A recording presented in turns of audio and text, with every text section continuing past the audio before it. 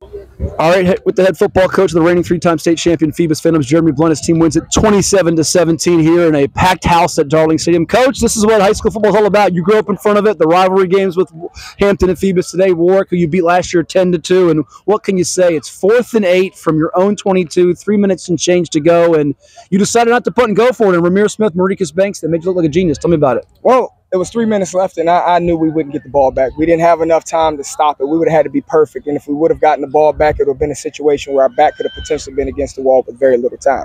So we prep for these moments throughout the practice week. We put these guys in unfavorable situations. We turn the heat up on them as coaches. We create environments to prepare them for these moments, man. So it's not by chance that they did what they did, man. We trusted them, and we took a shot.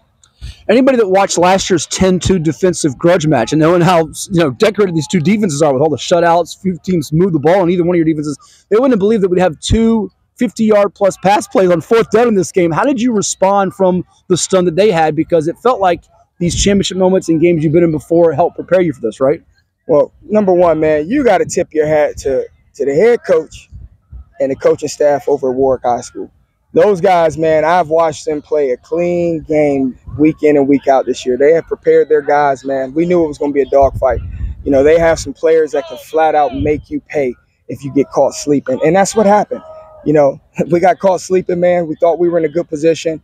You know, they dialed up a good play. Their kid went and executed it, man. And, you know, they pushed us, man. They pushed us to the limit. And we enjoyed every minute of it. That's what football's all about. Some will walk out here and say, my goodness, Phoebus left points on the field. They could have won this thing 35-7. You missed 3 field goals, which is not like you guys. But you finished +3 in the turnover category. You got picks from your linebackers, Brendan Thompson, Caleb Tillery, and the one that stood with Trent Mitchell. How big was that to win the turnover battle? Because if you cause mistakes, you guys generally capitalize on them. Well, here's the thing, man. When you're playing in a dogfight, man, you know, those situations are going to happen. You're going to make mistakes. You know, you're not going to play a perfect game. And when you do, then you light the scoreboard up. But when you see a score like this today, man, and 2 excellent teams on the field, 2 battle-tested teams on the field, two teams that are ready for a playoff push on the field, man, I mean, you expect it to end like this, man. So, you know, hey, like I said, man, respect to their staff, their players, man, you know, my guys and the fight that we put on. But the reality is, man, it's a championship game in the district. It's great for the city, the 2 cities. You know, it's great for our district to show to the region and state that we still play great football. You know, but it is a regular season game, and we have to, my staff, as well as I'm sure Warwick staff, have to put that into perspective. We got to get ready for the next week. So, you know, it's a great matchup, man, to almost cap the season, but we still got some work to do. A couple more. Even after that thrilling 56-yard catch by Ramir Smith that answered not long after that 53-yard TD by Keon Batts, you still had to go score there because it is 17-14 them in the lead. You don't want to maybe have to kick a field goal if you could take the lead there. 3rd and 8 from the 9, I think it was. Tell me about the play there with Makai Hill from Maricus Banks and your quarterback. He's got such poise, doesn't he? Well, the thing was, man, we knew we dialed up a good play, man. They did some good stuff up front to kind of move and shift Maricus in the backfield. You know, Reek was able to move with his legs. He stayed poised. He kept his eyes downfield. He could have opted to run right there, but he didn't. You know, he gave his guy a chance, and his guy did his job. Makai did his job.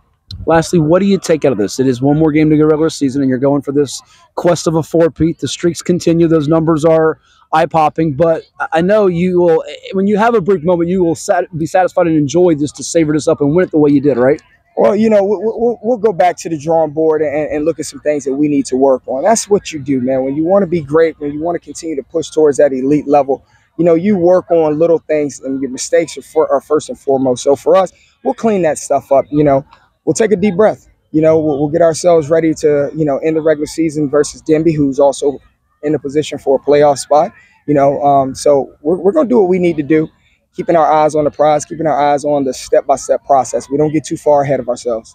They've still got championship medal at Phoebus. A great game today. Thank you so much. All the best. Thank you. Good job. Appreciate it. I'll take it, Mary.